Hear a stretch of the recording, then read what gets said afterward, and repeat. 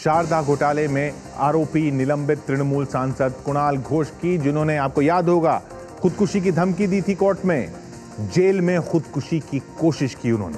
इसके पीछे की पूरी कहानी क्या है, यह हमने पड़ताल की।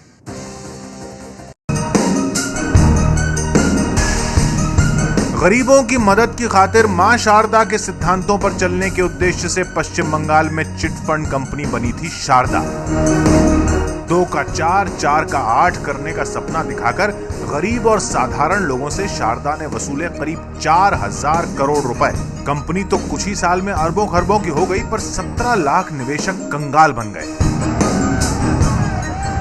चिटफंड घोटालों के इतिहास के सबसे बड़े घोटालों में से एक है शारदा चिटफंड घोटाला। इस घोटाले के 2 सबसे बड़े चेहरे हैं। पहला, सुदीप्तो सेन।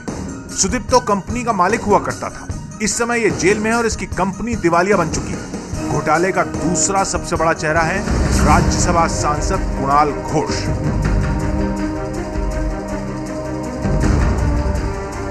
कौन है कुणाल घोष, कहां कहां तक जुड़े हैं इनके तार, ये जानने से पहले आइए हम देखते हैं आखिर कुणाल की खुदकुशी की कोशिश से क्यों मची हुई है खलबली।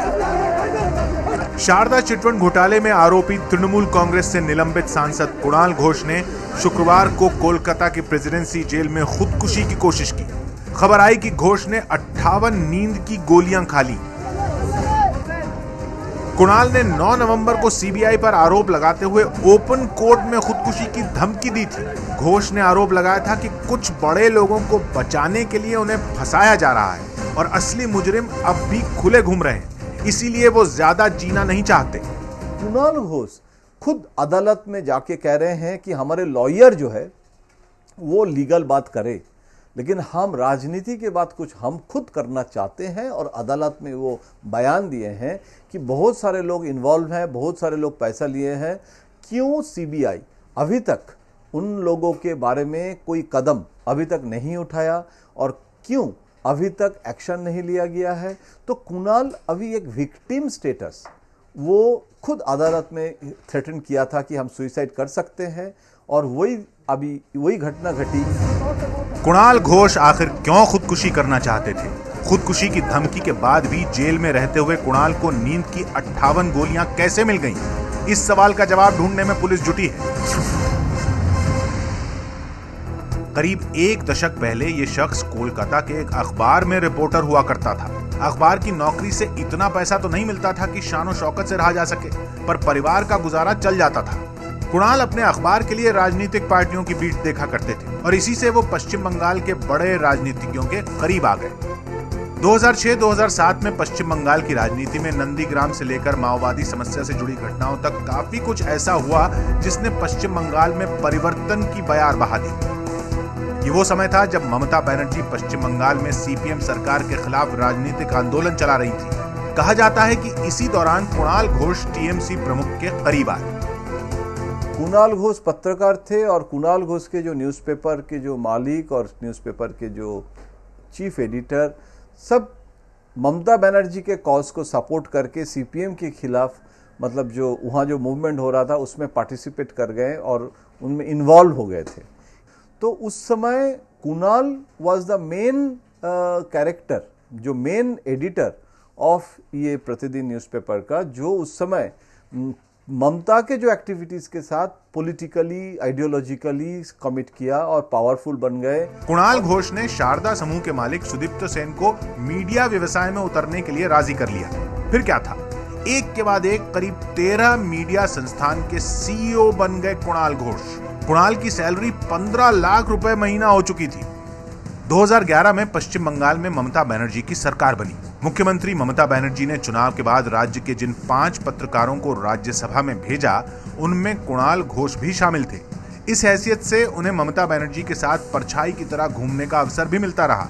तो देखा है कि जो मेंबर ऑफ पार्लियामेंट थे वो भी कुणाल घोष को मानते थे कि वो जैसे होते हैं ना कि शिव जी के पास जाने के पहले वो उनके जो नंदी भृंगी होते हैं उनके पास जाके मिलता है अंदर जाने का आपका पासपोर्ट, वीज़ा।